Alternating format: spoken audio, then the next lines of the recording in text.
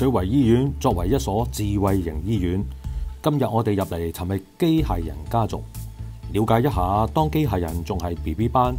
未識行未識走嘅時候，醫院同事背後默默為機械人準備，造就今日機械人自動運作，成為我哋好拍檔背後鮮為人知嘅故事。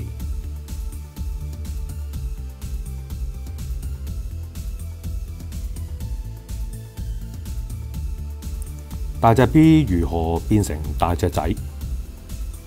大隻仔會喺指定嘅時間啟動自動導航模式，由地下嘅被服房大本營孭起重達240公斤載滿清潔被服嘅被服車，自己搭 lift 上樓。出 lift 後，佢會先卸低被服車，跟住兩手揈揈大搖大擺咁樣由後門進入病房，進行交收嘅工作。收返等待天貨嘅被服車，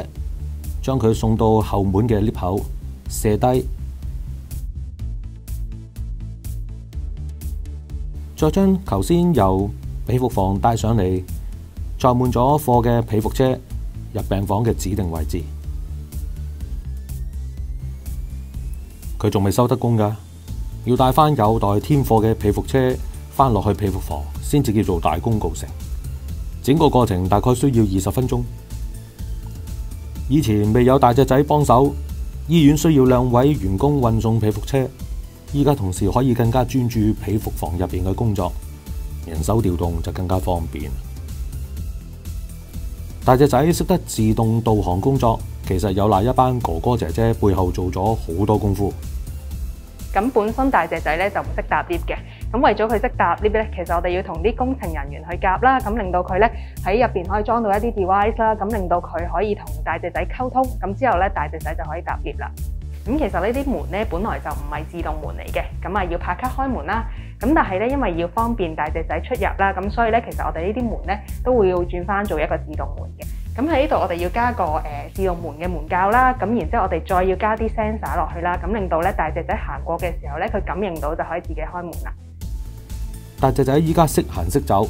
不過佢仲未學滿師嘅。醫院訓練緊大隻仔同人工智能系統溝通，監察被服用量。當得返30%左右，人工智能系統就會自動指揮大隻仔開工，進行被服車嘅交收。